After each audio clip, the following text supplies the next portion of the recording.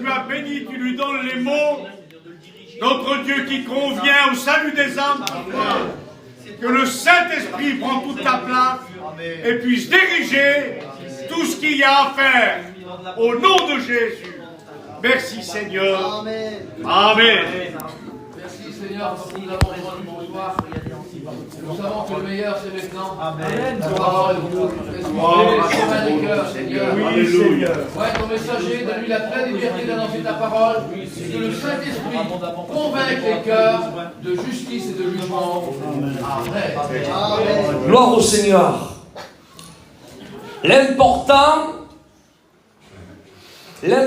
c'est que tu acceptes le Seigneur ce soir. L'important, c'est que tu valorises ce que Christ a fait pour toi. Écoute, l'enfer est tellement gravissime.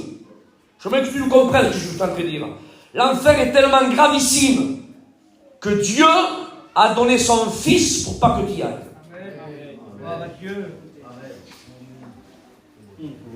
Comprends-tu ce que tu as entendu? Je le redis.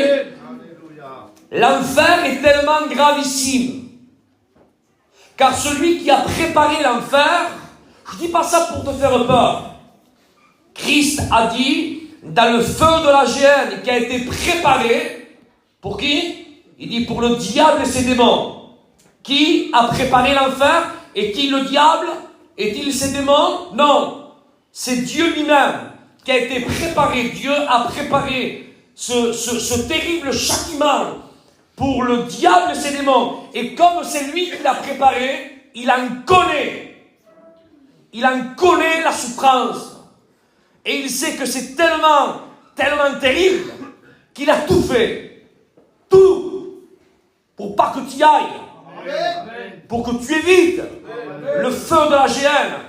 Car Dieu a tant aimé le monde qu'il a donné son Fils unique, afin que quiconque croise en lui ne périsse point. Le vœu de Dieu, c'est que tous les hommes soient sauvés. Il use de patience, dit la parole de Dieu.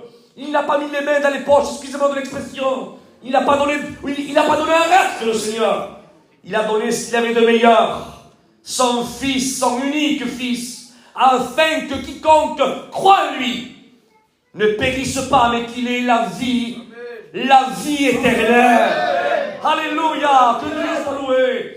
Le docteur de la loi vient, regardez comment Jésus est en train de mettre l'accent sur ce qui est véritablement important. Nicodème dit, nous savons qu'un homme ne peut faire les miracles que tu fais, il dit, si l'Éternel est avec lui. Il dit, nous savons. Ce qui a interpellé Nicodème, c'est les miracles. Mais en réalité, frères et sœurs, amis, les miracles, c'est secondaire aux yeux de Dieu. Jésus lui répond. Il ne lui répond pas comment il fait les miracles. Pourtant, la question a été posée. Il dit, nous savons qu'un tel homme ne peut faire ce qu'il fait si l'Éternel est avec lui. Il ne peut faire les miracles. Donc, il est interpellé par les miracles, lui, et ceux qui sont avec lui. Nous savons. Jésus aurait pu répondre par rapport à la question de Nicodème. Mais Christ, amen, répond complètement à côté. Il dit, en vérité, je te le dis, Nicodème, il dit, si un homme ne naît d'eau et d'esprit, il ne peut rentrer dans le royaume des cieux. Ça veut dire que le véritable problème, la véritable solution pour entrer au ciel, il faut qu'on se préoccupe, frères et sœurs, pour naître de nouveau. Amen.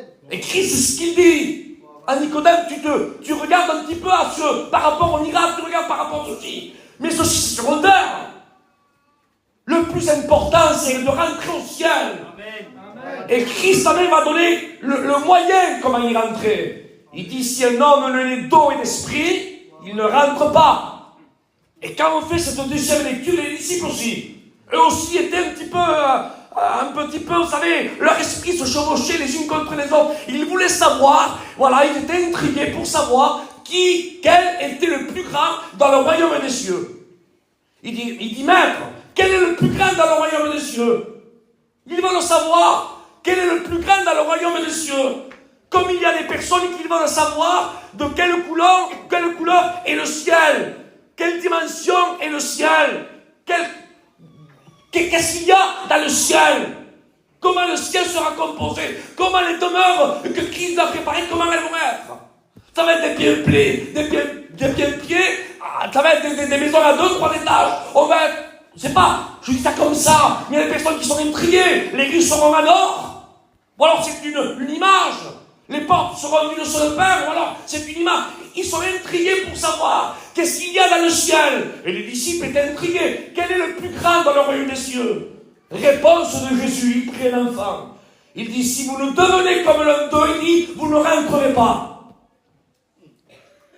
Ça veut dire même que les disciples étaient intrigués pour savoir quel était le plus grand. Par contre, Jésus ne lui dit pas quel est le plus grand. Jésus lui donne le moyen. Comment rentrer?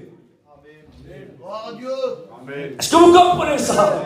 Car le plus important, frère, c'est bien de savoir. Mais si on ne rentre pas, ça sert à quoi? À quoi ça sert de savoir qu'un tel sera le plus grand, l'autre qui sera à la gauche, l'autre qui sera à la droite, il y aura des maisons comme ça, les couleurs seront comme ça, il y aura tel et tel matériau. À quoi ça sert de savoir tout ça si on n'y rentre pas? Est-ce que vous comprenez ça? Le principal, Christ est en train de dire à ses disciples que la réelle chose, la chose la plus importante, c'est pas de se tracasser pour savoir de quelle couleur sera le ciel, la dimension du ciel, qui sera le plus grand dans le ciel, quelle place auront les personnes dans le ciel. Christ est en train de dire, frères et sœurs, amen, regardez, vous chevauchez votre esprit, les pensées les unes contre les autres, pour savoir qui sera comme ça et comme ça. Mais moi, je vais vous dire la réelle chose qu'il faut savoir. Je vous dis comment y rentrer. Amen. Et il lui dit, Nicodème, si un homme ne l'est d'eau et l'esprit, il ne rentre pas. Et moi, j'aimerais te dire ce soir, amen, j'aimerais même te donner le moyen. Comment rentrer au ciel? Alléluia. Isaac, comment rentrer? En chantant un cantique, en levant sa main. Mais écoutez, il y a des personnes qui ont chanté des cantiques et ça ne fera pas d'eux des sauvés. Personnes qui ont levé leurs mains et pourtant ils sont toujours, excusez-moi de l'expression, en train de fumer, de boire et de se bagarrer. Et pourtant ils ont levé leurs mains. Donc on chantait des cantiques. Non. Comment il faut faire, Isaac, pour entrer dans le ciel? Comment il faut faire, Isaac, amen, pour faire partie du corps du Christ? Comment il faut faire? Eh bien, il faut faire comme Zlatan l'a fait. Amen. Alléluia. Amen. Et qu'est-ce qu'il a fait, Zlatan? Amen. Il va se baptiser. Il n'a pas encore fait, non, il va le faire. Mais il a été baptisé du premier baptême. Bon? Et c'est lequel? C'est le baptême, amen, de la régénération. Alléluia. C'est le baptême de la nouvelle naissance. Et comment, amen, il a obtenu le baptême de la nouvelle naissance? En claquant des doigts, en levant sa main, en chantant cantique? Non. Amen, en se repentant. En acceptant le Christ comme l'unique sauveur et maître de sa vie. Et malgré que son père, amen, est un diacre de la mission, et malgré que son père et le foyer de ses parents travaillent dans l'œuvre de Dieu, malgré qu'il est né, amen, dans le berceau, dans la mission, ça ne faisait pas de lui un sauvé. Il a fallu qu'il fasse sa propre expérience personnelle. Et il a fallu qu'il fasse, amen, une rencontre avec le Seigneur. Et il a fait une rencontre avec Dieu. Il a accepté Jésus. Il a fallu qu'il demande pardon pour son péché, pour sa misère, qu'il lui mettait une séparation entre lui et le ciel. Et quand il y a une réelle repentance, quand il y a un fruit de repentance, un bon fruit, un fruit réel, frères et sœurs, alors à ce moment-là, amen, il y a amen, un pardon divin. Il y a un sang, un purificateur qui l'a purifié de tout péché. Et instantanément, frères et sœurs, son nom a été inscrit dans le livre de vie. Son corps est devenu le temple de l'Esprit Saint. Amen, il est devenu un tabernacle vivant. Et aujourd'hui, il va passer, amen, par les sceaux du baptême, qui est un engagement de mon conscience. Gloire à Dieu. Mais il est ce qu'il est, amen, parce qu'il est né de nouveau. Amen. Et si tu veux, toi aussi, rentrer dans le royaume des cieux, si toi aussi, tu veux faire partie de ce merveilleux programme, mais quel programme, Isaac? Eh bien, il dit que à la voix de l'archange, et au son de la trompette de Dieu, il dit que les morts en Christ ressusciteront. Et ensuite, nous vivons sera transformés dans un corps incorruptible et ensemble, dans une parfaite synchronisation. Amen. Dieu rassemblera les familles de la terre et on partira à la rencontre du Seigneur dans les airs. Quel programme merveilleux nous attend. Pendant qu'ici-bas, frères et sœurs, Christ en détachera. Oui, le premier saut, il y aura l'Antichrist qui viendra. Il viendra là, établi avec son ministère. Alors il fera tout ce qu'il va faire. Et vos prédicateurs vous ont tous prêché. Tout ce que l'Antichrist va faire, ça sera quelque chose de terrible. Pendant amen, que l'Église sera dans le ciel. À Dieu soit la gloire. Et après on descendra avec l'Église sur la terre. Amen, où Christ établira son règne millénaire et on régnera ici-bas sur terre. Ce sera l'âge d'or, l'Éden reconquis, là où le lion, amen, jouera avec l'agneau, là où l'enfant, amen, jouera avec les scorpions et les serpents. Ça sera, amen, l'Éden où il n'y aura plus de ronces, ni des épines. Et Israël, frères et sœurs, Jérusalem sera la capitale mondiale et l'Église régnera à travers Israël. Et Christ, amen, établira son règne millénaire. Un programme merveilleux. Et comment il faut faire Isaac? Comment il faut faire Isaac pour faire partie de ce merveilleux programme? Accepte Jésus. Repends-toi. Repends-toi. Il faut que tu comprennes ce soir. Il faut que tu comprennes que ce n'est pas un conte de fées. Il faut que tu comprennes que ce n'est pas une fable. Il faut que tu comprennes que l'évangile c'est vrai. Est-ce que tu comprends ça? Il faut que tu comprennes que c'est vrai. Écoute, si l'évangile, frère et sœur, serait pas vrai, croyez-vous qu'un jeune de 18 ans, avec tout ce que le monde lui offre, drogue, alcool, passion, et j'en passe, des vertes, des familles, tout ce que le monde peut lui offrir, 18 ans, eh bien il est aujourd'hui là au milieu de nous, avec des personnes d'un certain âge, avec des veuves, là, en train de prier, de glorifier Dieu. Frères et sœurs, amis, toi qui ne connais pas le Seigneur, s'il n'y aurait pas un miracle, si ça ne serait pas réel, cela serait impossible. C'est pas possible. Humainement parlant, c'est pas possible. Si Zlatan est devenu ce qu'il est aujourd'hui, c'est parce que l'évangile est réel. Alléluia. Amen. Elle est une puissance de Dieu. À quiconque l'a reçue, elle lui a donné le pouvoir de devenir ce qu'il est, un enfant de Dieu. Écoute, on ne va pas prêcher pour prêcher. On va faire du vite fait pour... Non, il faut que tu comprennes. C'est ta réunion ce soir. Amen. Et nous les chrétiens, on est là, amen, et on est en parfaite synchronisation, les uns avec les autres, serviteurs de Dieu, et ensemble, donc, comme un accord, on se joint à l'action de l'Esprit ce soir, et on dit, Seigneur, il y a un converti qui est à la salle, Seigneur. Alléluia, oui, que le Saint-Esprit le convainc de péché, de justice et de jugement. Brisez les liens, brisez les chaînes. Seigneur, on est dans un commun accord, parce que nous voulons que les perdus soient sauvés. Nous voulons, frères et sœurs, que le ciel se remplisse d'âmes. Nous voulons arracher les âmes, amen, aux ténèbres, comme dit l'épître des Judes. On veut les arracher du feu. Et ce soir, c'est ta réunion. Il faut que tu comprennes. Écoute ce que je te dis. Il faut que tu comprennes que Christ est à la porte. Il est sur le point de revenir. Alléluia. Que tu le croies ou tu ne le croyais pas, ça n'empêchera pas Jésus de revenir. Jésus a dit qu'il revient, il revient.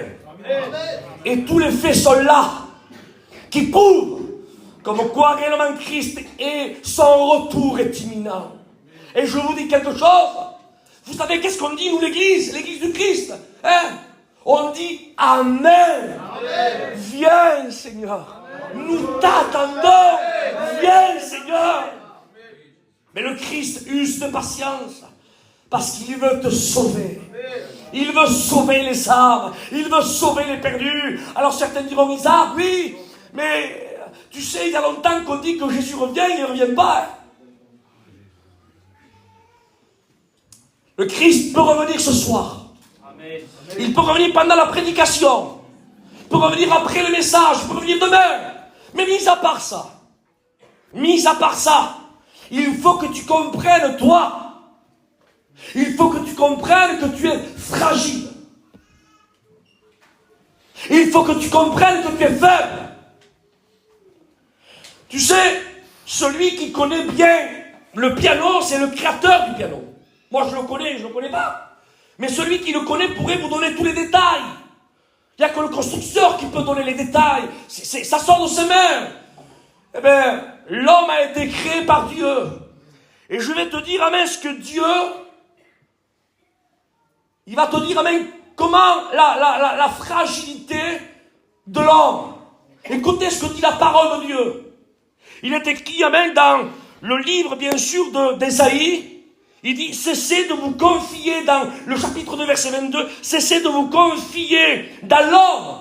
Il dit, dans lequel, dans ses narines, il n'y a qu'un souffle. C'est-à-dire que l'homme est fragile. Écoutez, j'ai marqué vite fait comme ça. Vous savez combien de morts il y a en France par jour? C'est vrai, quand on parle de la mort, c'est vrai, c'est un petit peu, c'est un message de mauvais augure. On veut pas trop entendre ça, nous. Mais que vous vouliez ou pas, c'est la vérité.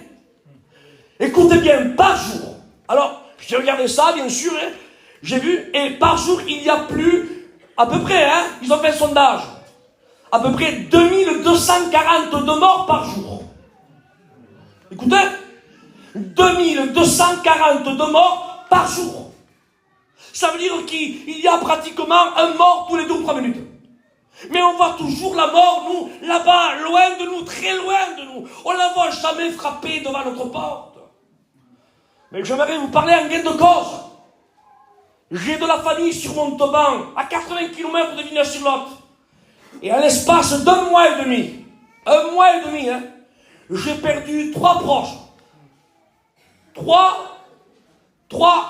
personnes de ma famille, un petit peu lointain, mais ma famille quand même. Un de 51 ans, crise cardiaque foudroyante. Un autre serviteur de Dieu, 50 ans, crise cardiaque foudroyante. Et un jeune de 20 ans, il a pris son véhicule, il est allé là dans une certaine boulangerie de nuit, parce qu'il avait un petit creux, et il s'est mis là, à côté. Il n'avait pas bu, il n'était pas sous, pas drogué, rien, 20 ans. Il s'est mis là sur le coin de la boulangerie, un conducteur drogué, il était complètement ivre. Il est venu le percuter en plein fouet de son stationnement, à plus de 130 à 140 km/h. Il a pris sur le côté et il est mort sur le coup. Là, il n'y a pas longtemps. En un mois, 51 ans, 50 ans et 20 ans. Écoute, on voit toujours le problème là-bas. Mais il faut que tu comprennes que tu es fragile. Il faut le comprendre. Ton cœur peut cesser de battre maintenant. Et si ton cœur cesse de battre maintenant, la Bible déclare, amen, dans l'Épître aux Hébreux, au chapitre 9, et je l'ai là, au chapitre 9, verset 27, il dit, car il est réservé à l'homme de mourir une seule fois. Après quoi vient le jugement. Ça veut dire, ce que ça veut dire, ça veut dire que tu es faible. Et une fois que le cœur cesse de battre, non, le mien Isaac, il est hyper fort. D'autres ont cru qu'ils étaient aussi hyper forts. Je fume pas, je bois pas, Isaac, je suis en bonne santé, j'ai fait des examens. Mais d'autres aussi ont fait des examens. Écoutez, un prédicateur de 50 ans, il n'y a pas longtemps là, je vous dis. C'est un cousin à moi, en pleine forme. Il a pratiquement jamais bu dans sa jeunesse, jamais fumé. Il s'est mis sur sa couche, il ne s'est plus réveillé. Écoutez, je me trouvais dans la région PACA, par là-bas, et dans la même période,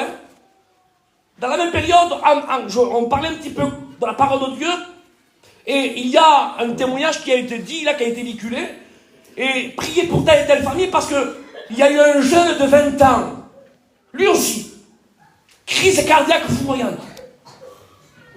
Un autre sportif, un sportif hors pair, il était en pleine forme, en plein terrain, en plein entraînement. Il a mis la main là sur le corps, il s'est effondré instantanément là devant toute l'équipe. On voit toujours le problème là-bas. Comprends que tu es faible. Comprends, amen, que tu es fragile. Isaac, tu as dit que la Bible, elle parle de ma fragilité. Qu'est-ce qu'elle dit encore de moi, la Bible? Je l'ai marqué ici. Ésaïe 40, verset 6. Il dit, une voix dit crie. Vous avez vu des fois, quand il y a nos enfants qui jouent pas très très loin, on dit, petit, viens là, un tel, viens là. Mais quand il y a votre fils qui est sous le bord d'un précipice, vous allez dire, vous, petit, viens ici, là. Vous allez parler comme ça? S'il n'est pas au bord du précipice, s'il n'est pas dans un endroit très très dangereux, vous allez crier doucement, vous allez parler doucement, dire, un tel, viens là, mon viens. Mais s'il est au bord du précipice, vous allez faire, vous allez vous lever, vous allez crier. Parce que vous voyez la gravité, dans quelle situation l'enfant se trouve. Eh bien, la Bible parle au prophète, hein. Il dit au prophète Ésaïe, chapitre 40, verset 6, il dit, la voix de Dieu, hein, au prophète dit, une voix dit crie. Ah bon? Et le prophète dit, mais crie. Il dit, mais que criage? Il dit, crie, que toute chair est comme l'herbe, et tout son éclat est comme la fleur de champ. Et ce soir, écoutez, je prends un petit peu, voilà, en train de crier, mais je suis obligé de te crier et de te dire, amen, tu es fragile. Réveille-toi. Seigneur, ce n'est pas un conte de fées, c'est vrai. Aujourd'hui tu es là, demain tu es plus. Réveille-toi. C'est car c'est Dieu lui-même qui a dit au prophète, crie. Mais qu'est-ce que tu veux que je crie quoi? Il dit crie-le. Il dit que tout homme est comme une fleur. Crie. Seigneur, il faut que tu te réveilles ce soir. Tu es faible. Ah bon? Et que dit encore la Bible par rapport à ma fragilité? Interrogeons le livre de Job. Job au chapitre 14, verset 1er, il dit, l'homme, tout homme, hein? Voyons, tout est dit confondu, Rome, Sinti, espagnol, catalan, tout être humain. Job 14, verset 1er, il dit, l'homme né de femme, sa vie est courte. C'est pas vrai? Amen. Sa vie, écoutez, j'ai 44 ans. T'as vécu 44 ans, Isaac? En réalité, non. On partage 3.22 parce que j'en ai 22 en train de dormir, ça fait déjà 22. Sans compter les siestes, sans compter les jours où j'étais malade, je n'avais pas faim, que j'étais au lit, excusez-moi. Enfin bref, sur 44 ans, peut-être j'ai dû vivre, je sais pas, une quinzaine d'années. Mais c'est quoi 15 ans?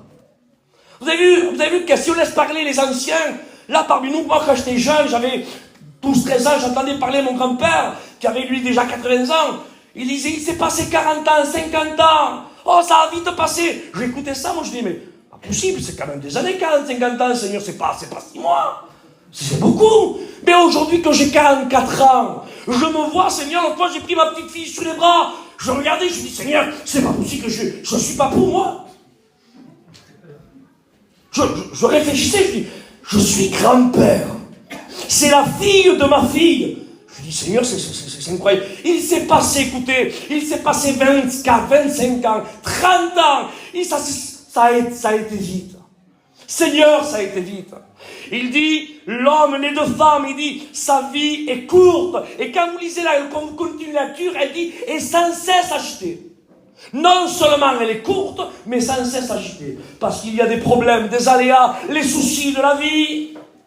Non seulement elle est courte, même plus elle est agitée. Que dit Pierre? Pierre dit, au chapitre 1er, verset 24, car toute chair, hein, toujours pareil, toute chair, tout être humain, est comme l'herbe et toute sa gloire. Comme la fleur, l'herbe sèche et la fleur tombe. Que dit Samuel? Au chapitre 20, verset 3, David dit, il n'y a qu'un pas entre moi et la mort. Un pas.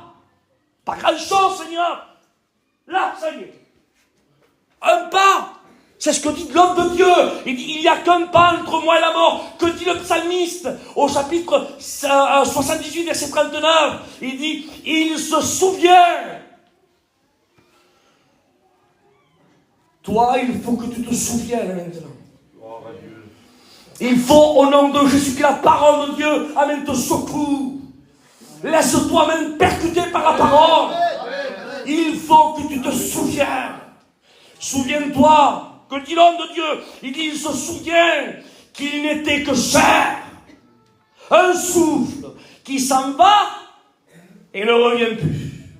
Il faut que tu te souviennes, toi. Souviens-toi quand tu as attrapé le Covid. Souviens-toi quand tu as, je sais pas, Seigneur, quand tu as pris là un petit poids, et un petit poids devient de tout, tu as fait un petit mouvement, et malgré que tu es fort et costaud, eh bien ça t'a bouclé 20 jours au lit. Sans bouger le petit doigt, tellement que tu avais mal. Et à ce moment, tu dis, Seigneur, pas possible que je suis faible comme ça. Eh bien, il faut que tu te souviennes ce soir. Que tu es faible. Et que la fragilité de l'homme, elle n'est rien. Elle est fragile. Et ce soir, tu es là.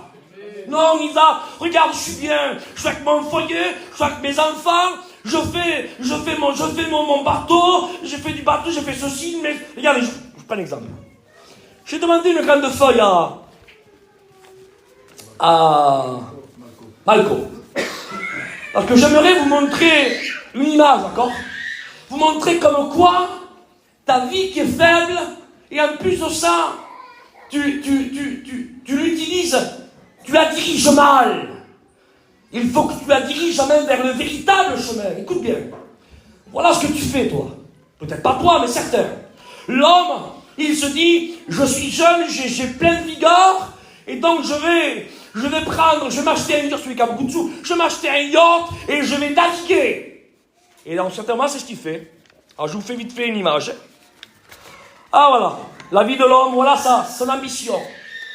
Alors, il navigue. Vous voyez, le bateau, là, il navigue. Et il navigue, et ça passe, 20 jours, 15 jours, un mois, 2 mois, et il se rend compte qu'un petit peu naviguer, bon voilà, c'est fatigant, il faut passer un petit peu autre chose. Alors des années passent. Et des années passent, après, donc, il travaille, lui à ce moment-là, il ne veut plus naviguer, il dit, bon, je veux prospérer, je veux avoir des biens, je veux avoir une maison, je veux avoir des appartements. Alors donc, c'est ce qu'il fait, il s'engage. Et donc, à ce moment-là, il se met au travail, et ça ne l'intéresse plus de naviguer. Il veut une maison. Vous voyez la maison là? Ça c'est la deuxième étape. Et donc il se marie, il veut une maison, 2 maisons, 3 maisons. Il y a certainement même qu'il a plein de biens, et il croit que le bonheur est là, il croit que l'allégresse est là, que la félicité est là, mais en réalité il est vite saturé, il dit que il voit vraiment que c'est factice. Alors à un certain moment, il y a encore une 3e étape dans sa vie. Il se dit, bon, il me reste encore quelques années devant moi, avec ma femme on va voyager. Alors, il décide à ce moment-là, il rentre dans sa 3e étape. Voyez, et il dit à sa femme, voilà ma femme, on va voyager, on va partir à New York, j'ai rien pour ceux qui comptent, hein, qui veulent y aller un petit peu pour... Mais bon.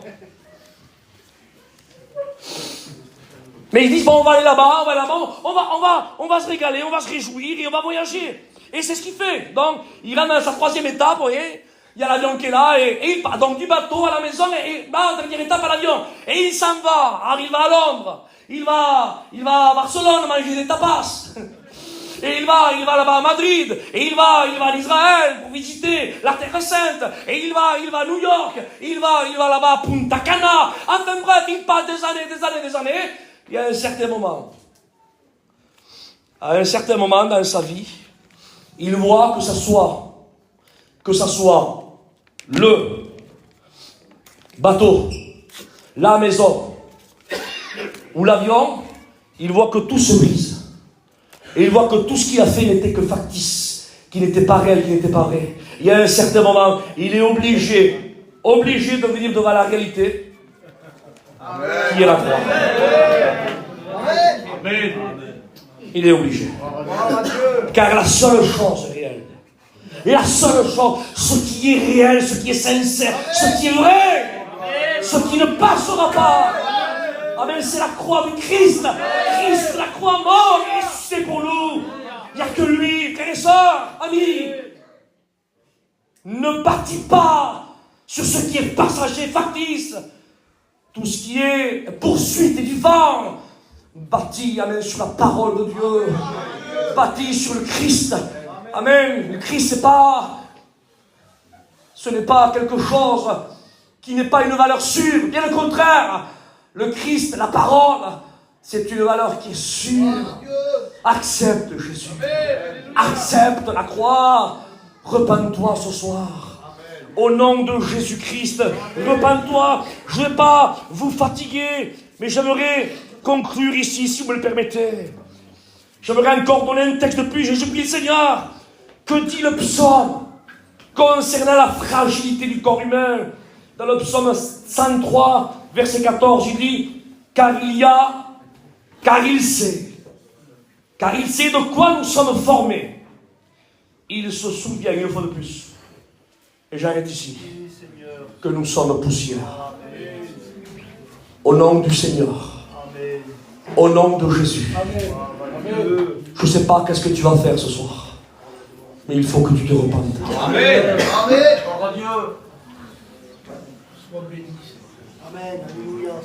Bâtis sur la parole. Confie-toi dans la parole. Tout passera. Le ciel, la terre, tout passera. Sauf sa parole. Je voudrais ce soir, au nom de Jésus, je ne vais pas aller plus loin. Mon but ce soir, tout serviteur de Dieu, c'est de te faire comprendre que tu es faible, que tu es fragile, mais que Christ est mort pour toi. Amen. Et qu'il est ici pour te sauver. Amen. J'aimerais qu'on ferme nos yeux, qu'on courbe le front et qu'on prie le Seigneur. Adieu sur la gloire. Adieu sur la gloire. Alléluia. J'aimerais que mon frère Noé vienne ici. Amen. Qui se prépare à chanter un cantique. Au nom de Jésus. Au nom de Jésus. Au nom de Jésus. Au nom de Jésus. Au nom de Jésus. Sois réconcilié avec Christ. Demande pardon à Dieu. Peut-être que toi ce soir, peut-être que tu t'es éloigné de Dieu. Nous avons le Dieu de la deuxième chance. Le Maître ici. Écoute, il n'est pas rancunier le Seigneur. Si tu reviens à lui, il est prêt à te pardonner. Il veut te prendre dans ses bras. Au nom de Jésus. Ne vois-tu pas les temps que nous sommes en train de vivre? Ne vois-tu pas les conflits qu'il y a? Ne vois-tu pas que nous sommes sur une poudrière? Ne vois-tu pas tous les soucis, les problèmes qu'il y a? Ne vois-tu pas que le monde va mal? Ne vois-tu pas qu'il n'y a plus rien qui va? Les gens appellent bien ce qui est mal, mal ce qui est bien. Les familles ne sont plus les familles d'autrefois. Aujourd'hui, chacun suit sa route. Il n'y a que la prospération qui compte. Réussir.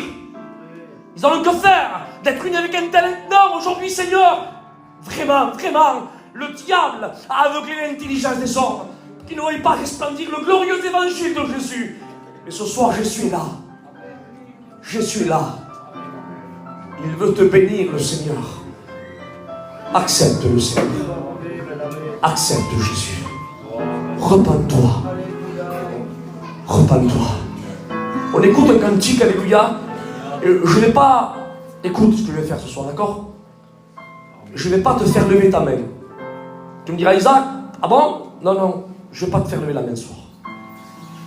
Je ne vais même pas t'engager à te lever de ta chaise. Non plus.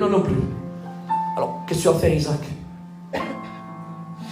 Je vais seulement t'exhorter ce soir à te repentir. Amen. Alléluia. Amen. Ça me lever de ta chaise, si tu veux le faire, fais-le, ça ne me gêne pas. Mais je ne t'appelle pas à le faire. Je ne t'appelle pas non plus à lever ta main.